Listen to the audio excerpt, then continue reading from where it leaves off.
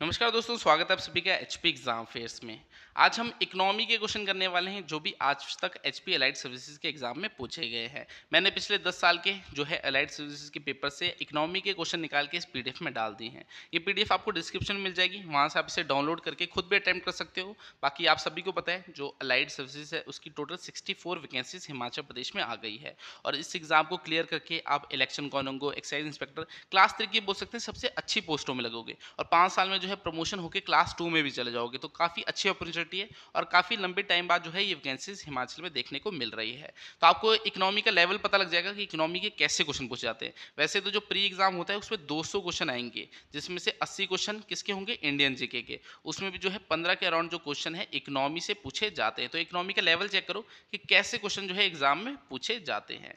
First question देखिए, which one of the following indices are now used by the Reserve Bank of India to measure the rate of inflation in India. तो कहना जाता है भारत में मुद्रास्फीति की दर को मापने के लिए भारतीय रिजर्व बैंक द्वारा निम्नलिखित में से किस सूचकांक का जो है उपयोग किया जाता है। तो कह रहा है जो रिजर्व बैंक ऑफ इंडिया है वो किस चीज का यूज करता है। चार ऑप्शन आपको दे रखे हैं जिससे जो है रेट ऑफ इन्फ्लेशन यानी जो महंगाई दर है उसका पता लगा सके इंडिया में। तो किसका यूज करता है, एनएएस डीएक्यू इंडेक्स दिया है, बीएससी इंडेक्स दिया है, कंज्यूमर प्राइस इंडेक्स या होलसेल प्राइस इंडेक्स। तो बताइए रिजर्व बैंक ऑफ इंडिया किसका यूज करता है। फर्स्ट का राइट आंसर क्या है, फर्स्ट का जो राइट आंसर है वो है कंज्यूमर प्राइस इंडेक्स। जो पहला ऑप्शन आपका दिया है एनएएस डीएक्यू इंडेक्स, ये क्या है, ये आपका स्टॉक मार्केट इंडेक्स है। ठीक है, न्यूयॉर्क बेस्ड जो है स्टॉक मार्केट एक्सचेंज का जो है इंडेक्स है। फिर आपका जैसे बीएससी दिया है, यहाँ पर बीएससी क्या है, बॉम्बे स्टॉक एक्सचेंज। तो अगर फुल फॉर्म भी बताओगी तो आपको पता लगेगा कि स्टॉक मार्केट से रिलेटेड है, तो ये भी इसका आंसर नहीं हो सकता। तो सी और डी में से इसका आंसर हो सकता था। तो पहले जो था reserve Bank of India wholesale price index का यूज करता था ताकि रेट ऑफ इन्फ्लेशन को फाइंड कर सके इंडिया में, मगर अब किसका करता है, अब जो है कंज्यूमर प्राइस इंडेक्स का यूज करता है। तो इसका राइट आंसर क्या होना चाहिए, इसका जो राइट आंसर है फर्स्ट का वो है कंज्यूमर प्राइस इंडेक्स, यानी रिजर्व बैंक ऑफ इंडिया जो है कंज्यूमर प्राइस इंडेक्स का यूज करता है ताकि रेट ऑफ इन्फ्लेशन को फाइंड कर सके इंडिया में। फर्स्ट का राइट आंसर ऑप्शन सी है। चलिए सेकंड देखते हैं, which of the following surveys are conducted by CSO. तो सीएसओ क्या है, सेंट्रल स्टैटिस्टिकल ऑर्गेनाइजेशन। तो जो सेंट्रल स्टैटिस्टिकल ऑर्गेनाइजेशन है वो इन चारों में से कौन सा जो सर्वे है उसे कंडक्ट करती है। जैसे होलसेल प्राइस इंडेक्स दिया है, कंज्यूमर प्राइस इंडेक्स दिया है, इंडेक्स इंडस्ट्रियल प्रोडक्शन दिया है और नेशनल अकाउंट्स दिया है। तो किस किस का जो है सर्वे कंडक्ट करती है, एक कंज्यूमर प्राइस इंडेक्स हो गया, इंडेक्स ऑफ इंडस्ट्रियल प्रोडक्शन हो गया और नेशनल अकाउंट्स हो गया, इन तीनों को करती है। जो होलसेल प्राइस इंडेक्स है इसका जो सर्वे है वो कौन कंडक्ट करता है, ministry of commerce and industry. तो फर्स्ट वाले का नहीं करती, बाकी तीनों का जो है सेंट्रल स्टैटिस्टिकल ऑर्गेनाइजेशन कंडक्ट करती है। तो सेकंड का राइट आंसर क्या होना चाहिए, सेकंड का जो राइट आंसर है वो है 2, 3 एंड 4। चलिए नेक्स्ट देखते हैं। और अगर आपको टेस्ट सीरीज लेनी होगी तो नीचे हमारे ऐप का लिंक भी दिया है, वहां पर मैंने जो है अलाइड सर्विसेज के 10 फुल लेंथ मॉक टेस्ट का कोर्स बना रखा है जिसमें हर क्वेश्चन के साथ आपको डिस्क्रिप्टिव आंसर मिलेगा। तो बहुत अच्छे जो है क्वेश्चन डाले गए हैं, अच्छे हाई लेवल के क्वेश्चन आपको वहां पर मिलेंगे और 10 फुल लेंथ मॉक टेस्ट मिलेंगे। प्राइस 450 के अराउंड है ऐप में, बाकी 50 रुपीज़ का जो है डिस्काउंट भी चला है। तो 10 तो वैसे पूरे हिमाचल में आपको कोई नहीं देगा, मैक्सिमम जो है 5 जो है फुल लेंथ मॉक टेस्ट बनाते हैं क्योंकि एक मॉक टेस्ट में जो है 200 क्वेश्चन होते हैं। तो आप देख सकते हैं 200 क्वेश्चन वो भी डिस्क्रिप्टिव फॉर्म में बनाना तो कितना मुश्किल होता है। टोटल तो 2000 क्वेश्चन हो गए, तो बहुत कम प्राइस में। वैसे जो है 999 में सारे सेल करते हैं, तो मैं आपको जो है 450 के अराउंड दे रहा हूँ, उसमें भी जो है डिस्काउंट होकर 400 हो जाएगा। तो अगर आपको मॉक टेस्ट लेने होंगे तो आपको जो है नीचे ऐप का लिंक मिल जाएगा, वहां से आप बाय कर सकते हो। बाकी ऐसा ही यूट्यूब में फ्री मॉक टेस्ट भी आपको करा दूंगा, तो वो चैनल को सब्सक्राइब करके भी रखना। अगली 1-2 वीडियो जो है आपकी मॉक टेस्ट की भी आने वाली है।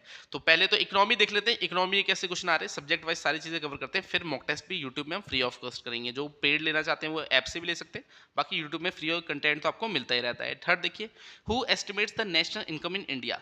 तो भारत में राष्ट्रीय आय का अनुमान कौन लगाता है। तो बताइए जो भारत है उसमें राष्ट्रीय आय यानी नेशनल इनकम है उसका एस्टिमेशन कौन लगाता है, Planning Commission, Reserve Bank of India, National Sample Survey Organisation या सेंट्रल स्टैटिस्टिकल ऑर्गेनाइजेशन। तो थर्ड का राइट आंसर क्या है, थर्ड का जो राइट आंसर है वो है सेंट्रल स्टैटिस्टिकल ऑर्गेनाइजेशन। तो अभी इससे पहले वाले क्वेश्चन में हमने बात की थी, जो सेंट्रल स्टैटिस्टिकल ऑर्गेनाइजेशन है वो आपका कंज्यूमर प्राइस इंडेक्स है उसका सर्वे लेता है, जो आपका नेशनल अकाउंट्स हो गया उसका लेता है। तो वैसे ही जो नेशनल इनकम है उसे भी कौन एस्टिमेट करता है, वो सेंट्रल स्टैटिस्टिकल ऑर्गेनाइजेशन करता है। पहले प्लानिंग कमीशन होता था, अब क्या है नीति आयोग है इंडिया में। तो नीति आयोग क्या करता है, वो पॉवर्टी लाइन का कि कितने लोग जो है पॉवर्टी लाइन के नीचे हैं, कितने ऊपर है, तो वो वो एस्टिमेशन कौन लगाता है, वो नीति आयोग लगाता है। मगर यहाँ हमसे क्वेश्चन पूछा कि कौन जो है नेशनल इनकम फाइंड करता है इंडिया में, तो सेंट्रल स्टैटिस्टिकल ऑर्गेनाइजेशन। थर्ड का राइट आंसर ऑप्शन डी है। चलिए फोर देखते हैं, what is the purpose of setting up small finance bank in India. तो भारत में लघु वित्त बैंकों का स्थापना का उद्देश्य क्या है। तो जो स्मॉल फाइनेंस बैंक जो सेटअप किए जाते हैं उनका पर्पस क्या है। तीन स्टेटमेंट आपको दिए हैं, आपको बताना ही इनमें से कौन सी स्टेटमेंट सही है। तो पहले पढ़ लेते हैं। To supply credit to small business units, हाँ जो स्मॉल बिजनेस यूनिट्स हैं उन्हें जैसे लोन देना कम इंटरेस्ट रेट में। To supply credit to small and marginal farmers, हाँ जो स्मॉल एंड मार्जिनल फार्मर्स हैं उनको भी जो है क्रेडिट देना। या फिर आप बोल सकते हो जो अनऑर्गेनाइज सेक्टर हो गया उसको जो है आपका वहाँ पर लोन प्रोवाइड करना कम ब्याज दरों पे। थर्ड ऑप्शन दे रखा है यहाँ, to encourage young entrepreneurs to setup business particularly in rural areas. तो जो यंग एंटरप्रेन्योर्स हैं उन्हें एनकरेज करना कि वो जो रूरल एरिया है वहाँ पर जो है बिजनेस लगाए। तो ये इसका उद्देश्य नहीं है स्मॉल फाइनेंस बैंक का। बाकी फर्स्ट और सेकंड इसका राइट आंसर है। तो फर्स्ट और सेकंड का दिए, ऑप्शन ए इसका जो है राइट आंसर है। चलिए फिफ्थ देखते हैं। फिफ्थ क्या देखा है, which of the 5 year plan was terminated in a year before to its original term. तो पंचवर्षीय योजनाओं में से कौन सी योजना अपने मूल कार्यकाल से 1 वर्ष पहले समाप्त कर दी गई थी। तो 5 ईयर जो प्लान होता है उनमें से आपको बताना है कौन सा प्लान था जो अपने कार्यकाल से पहले ही समाप्त हो गया। फोर्थ वाला था, फिफ्थ, सिक्स्थ या सेवन्थ। तो इसका राइट आंसर क्या है, फिफ्थ प्लान। जो फिफ्थ प्लान था उसका जो ओरिजिनल टाइम था वो कितना था, 1974 से 1979 तक। तो इतना उसका टाइम पीरियड होना चाहिए था, 5 साल का फिफ्थ प्लान का। मगर 1977 में क्या होता है, जनता पार्टी जीत जाती है और जो है मोर्जी देसाई जो होते हैं उन्हें पीएम बना दिया जाता है इंडिया का। तो वो जो है सरकार के जो फैसले होते हैं, जैसे अभी भी आप हिमाचल में देख रहे हो, जैसे कांग्रेस सरकार जीती तो उन्होंने बीजेपी के फैसले जो है वापस लेना शुरू कर दिए। तो वैसे ही उन्होंने जो है 5 ईयर प्लान था उसे जो है फिनिश कर दिया जो उस समय चल रहा था, वो फिफ्थ चल रहा था। तो 1978 में, ठीक है, 1978 में जो है फिफ्थ ईयर फ्लाइट प्लान जो था उसे समाप्त यानी टर्मिनेट कर दिया 1 साल पहले ही। वैसे तो 1979 में होना था और उन्होंने एक नया लेके आगे रोलिंग प्लान। तो रोलिंग प्लान था वो 1978 से 1980 तक चला था। तो ये कब हुआ था, फिफ्थ 5 ईयर प्लान था जिसे पहले ही टर्मिनेट कर दिया गया था। तो फिफ्थ का राइट आंसर ऑप्शन बी है। तो 5 ईयर प्लान सारे पढ़ने आपको कि कौन से मॉडल के ऊपर बेस्ड थे, क्या उनमें हुआ था, वहां से आपके क्वेश्चन आ जाते हैं एग्जाम में। 6 देखिए, विच 5 year plan in India has recorded the largest gap in terms of growth rate between the service sector and the industrial sector. तो भारत में किस पंचवर्षीय योजना ने सेवा क्षेत्र और औद्योगिक क्षेत्र के बीच विकास दर के मामले में सबसे बड़ा अंतर देखा। तो इसमें बोला जा रहा है कौन सा 5 ईयर प्लान था जिसमें सर्विस सेक्टर और दूसरा क्या है इंडस्ट्रियल सेक्टर, इन दोनों के बीच में जो ग्रोथ रेट का गैप था वो सबसे ज्यादा था। तो कौन से में था, 7th, 8th, 9th या 10th। तो इसका राइट आंसर 9th है। जो 9th 5 ईयर प्लान था इसमें सर्विस सेक्टर और इंडस्ट्रियल सेक्टर के बीच में जो ग्रोथ रेट का डिफरेंस था वो सबसे ज्यादा था। 6th का राइट आंसर ऑप्शन सी है। चलिए 7 देखते हैं, gross fiscal deficit of the state government is financed by. तो राज्य सरकार का जो सकल राजकोषीय घाटा किसके द्वारा जो है वित्त पोषित होता है। तो जैसे आप हिमाचल देखोगे, आप हिमाचल में रह रहे हो, हिमाचल का एग्जाम देने वाले हो लाइट का, तो हिमाचल में 60,000 करोड़ से भी ज्यादा का जो है लोन चल रहा है। तो ये लोन क्यों है, क्योंकि जो सरकार है वो इतनी जो है पैसे जनरेट नहीं कर पा रही कि अपने एम्प्लॉयज को जो है सैलरी दे पाए या फिर डेवलपमेंट वर्क कर पाए, तो उसके लिए जो है लोन लेना पड़ रहा है उनको। तो ये जो लोन है वो कहाँ से लिया जाता है, मार्केट बोरिंग्स की जाती है, प्रिंटिंग करेंसी किया जाता है, loans from the central government या एक्सटर्नल बोरिंग्स की जाती है। तो इसमें जो है प्रिंटिंग करेंसी सरकार जो है यानी जो स्टेट गवर्नमेंट है वो पैसे को छाप नहीं सकती, ठीक है, उनके पास ये हक नहीं होता। ना ही एक्सटर्नल बोरिंग यानी ये बाहर से जो है पैसा उठा सकती है, या तो वो मार्केट बोरिंग कर सकती है या फिर जो है सेंट्रल गवर्नमेंट से लोन ले सकती है। तो इसका राइट आंसर फर्स्ट और थर्ड होना चाहिए। तो फर्स्ट और थर्ड देख लेते हैं, फर्स्ट और थर्ड कहाँ दिया, हाँ जी ऑप्शन सी इसका जो है राइट आंसर है। चलिए 8 देखते हैं, consider the following statements the nation wide soil health card schemes aim at. तो इसमें जो है सॉइल हेल्थ कार्ड स्कीम से रिलेटेड 3 स्टेटमेंट दिए, आपको बतानी कौन सी सही है। तो इकोनॉमी में आपका मैक्सिमम जो है करंट से क्वेश्चन पूछे जाते हैं, जैसे उस समय जो है सॉइल हेल्थ कार्ड स्कीम लाई गई होगी तभी ये क्वेश्चन आ गया है। तो जैसे जीएसटी लाया गया तो जीएसटी से रिलेटेड क्वेश्चन आ गया। तो आपके जो करंट टॉपिक चल रहे हैं वो जरूर पढ़ने हैं। इकोनॉमी में बुक से तो आते हैं और मैक्सिमम जो है करंट अफेयर से आते हैं कि हाँ करंट में कौन सा टॉपिक चल रहा है, तो उससे ज़्यादा क्वेश्चन डाले जाते हैं। जैसे उस समय जो है soil health card scheme implement की होगी तो उससे क्वेश्चन आ गया। जैसे 3 स्टेटमेंट दिए, expanding the cultivable area under irrigation. तो सॉइल हेल्थ कार्ड स्कीम का ये एम था, उद्देश्य था कि जो कल्टिवेबल एरिया है इरीगेशन के अंडर उसे एक्सपेंड करना, तो नहीं ये उद्देश्य नहीं था। enabling the bank to assess the quantum of loans to be granted to farmers on the basis of soil quality। तो जो soil quality होती है फार्मर्स की उसके बेसिस में जो है उन्हें लोन देगा बैंक, तो ये भी उसका उद्देश्य नहीं था। Checking the over use of fertilisers in farmland, तो ये उसका जो है एम था कि जो फार्मलैंड था उसमें चेक करना था कि ओवर यूज तो नहीं किया जा रहा फर्टिलाइजर्स का, तो इसलिए जो है सॉइल हेल्थ कार्ड स्कीम जो है लाई गई थी। तो 8 का राइट आंसर ऑप्शन सी यानी ऑप्शन बी होगा, ठीक है, यहाँ पर 3 ओनली, तो 3 ओनली इसका राइट आंसर है। 9 देखिए, अब जीएसटी की बात करी तो देखिए what are the most likely advantages of implementing goods and services tax. तो उस समय जो है जीएसटी लाया गया होगा, जैसे 1 जुलाई 2017 को इंप्लीमेंट किया गया, तो तभी ये क्वेश्चन आ गया होगा कि हाँ 2017 में एग्जाम हुआ, तो चलो करंट का टॉपिक चल रहा है डाल देते हैं। तो यहाँ पर देखिए 3 स्टेटमेंट दिए। It will replace multiple taxes collected by multiple authorities and will thus create a single market in India. तो हाँ जी, जो जीएसटी है इसे इंप्लीमेंट किया जाएगा। पहले बहुत सारे टैक्स लगते थे, तब उसे हटा के जो है एक सिंगल टैक्स लगेगा। बट स्लैब होता है जैसे 5%, 12%, 18%, मगर एक सिंगल टैक्स ही लगेगा। तो ये उसका जो है एम था, मतलब एडवांटेज थी। फिर बोल रहा है it will drastically reduce the current account deficit of India and will enable it to increase the foreign exchange reserve. तो ये उसका उद्देश्य नहीं था कि हाँ जो फॉरेन एक्सचेंज रिजर्व है उसे जो है इंक्रीज करना है, जो सरकार का जो है करंट अकाउंट डिफिसिट यानी पैसे की कमी है उसे जो है इंक्रीज करना है। तो वो इसका उद्देश्य नहीं था गुड्स एंड सर्विस टैक्स का। It will enormously increase the growth and size of economy. तो जो इंडियन इकोनॉमी है उसका साइज इंक्रीज करेगी, ग्रोथ में जो है हेल्प करेगी और चाइना को ओवरटेक करने में। तो ये भी उसका उद्देश्य नहीं था। इसका सिंगल जो एडवांटेज था, वैसे तो कई एडवांटेज थी मगर सिंगल जो मेन एडवांटेज थी वो थी कि बहुत सारे टैक्स लगाए जाते थे पहले, तो एक सिंगल टैक्स लगे, इसलिए जो है गुड्स एंड सर्विस टैक्स को जो है लाया गया था। तो इसका right answer option A 1 only होगा।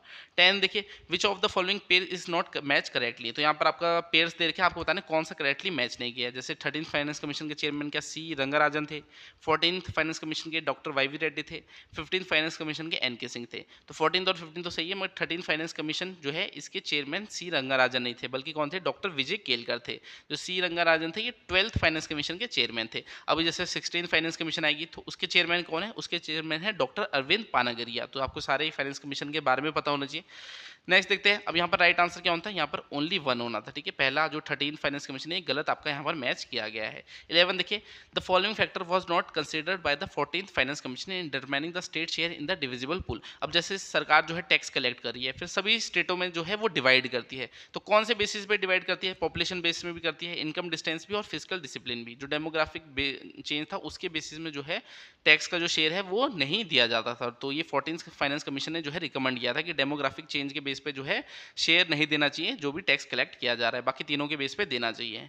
12 देखिए identify the measures as listed by the National Population Policy 2000 to be correct. अब जो आपकी पॉलिसीज है जैसे माइंस पॉलिसी लेके आ गए, तो जो नई नई पॉलिसी लेके आ रहे हैं वो जरूर पढ़नी है, वहां से आपके करंट में क्वेश्चन बन सकते हैं। अब यहाँ देखिए नेशनल पॉपुलेशन पॉलिसी था, ये 2000 में लाई गई थी, तो उसके बारे में 4 स्टेटमेंट दिया, आपको बोल रहा है कौन सी जो है सही स्टेटमेंट है।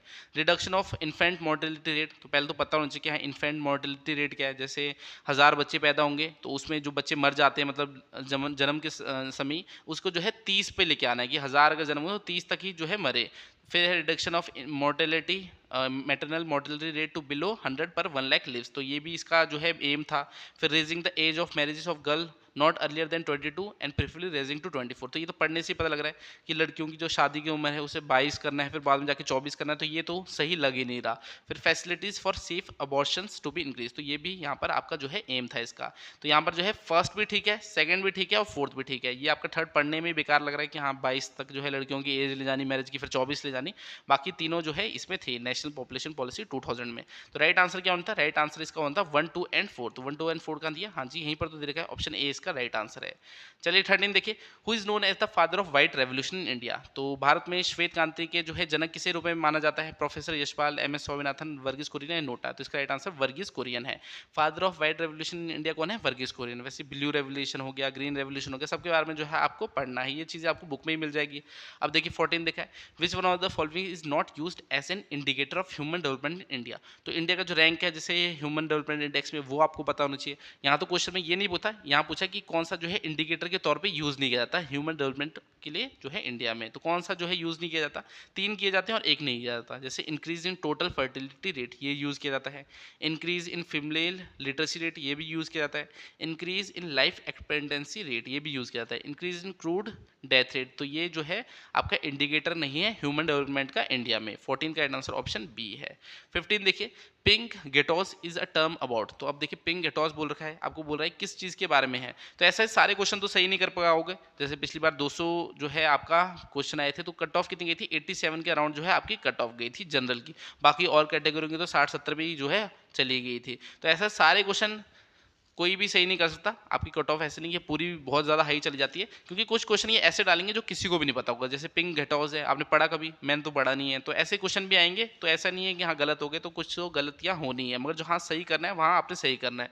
और आपको पता है हिमाचल जीके के 60 क्वेश्चन आने, इंडियन जीके में 80 क्वेश्चन आ रहे, उसमें आपके इकोनॉमी भी है, ज्योग्राफी भी है, पॉलिटी भी है, हिस्ट्री में आपको बस मॉडर्न हिस्ट्री पढ़नी है, महात्मा गांधी से रिलेटेड क्वेश्चन भी आने हैं, डिजास्टर मैनेजमेंट से, इन्वायरमेंटल इशूज़ है, जेंडर डिस्क्रिमिनेशन है, वहाँ से आपके जो है क्वेश्चन डेफिनेटली आते हैं। फिर साथ में करंट अफेयर 1 साल का आपको पढ़ना है, साइंस के 20 के अराउंड क्वेश्चन आएंगे। तो आपको सिलेबस पता होना चाहिए, बुक के पता होना चाहिए कि हाँ सिलेबस क्या है, मेरा बुक के क्या है, अपने सामने रखनी है। तैयारी कर रहे हो, सामने पहले बुक के रख दो कि हाँ ये चीज़ें मैंने पढ़नी है, और उन्हीं को पढ़ना है एग्जाम तक। लास्ट में ऐसे मॉक टेस्ट दे सकते हो कि हाँ आपको अपनी तैयारी का पता लगे, मगर स्टडी मटेरियल आपको अपने सामने हो जाए। बुकों से पढ़ रहे हो तो अच्छा है, बाकी हमने भी आपके लिए बना रखा है 7018186561, इस पर व्हाट्सएप कर देना, आपको जो है स्टडी मटेरियल की पूरी डिटेल मिल जाएगी, टेस्ट सीरीज मिल जाएगी लेटेस्ट पैटर्न पे, आपको प्रीवियस पेपर 10 साल के, हिमाचल जीके, इंडिया जीके, हर एक चीज़ जो है हमने कवर कर रखी है। तो इस नंबर पे आप जो है डिटेल ले सकते हो हमसे स्टडी मटेरियल की।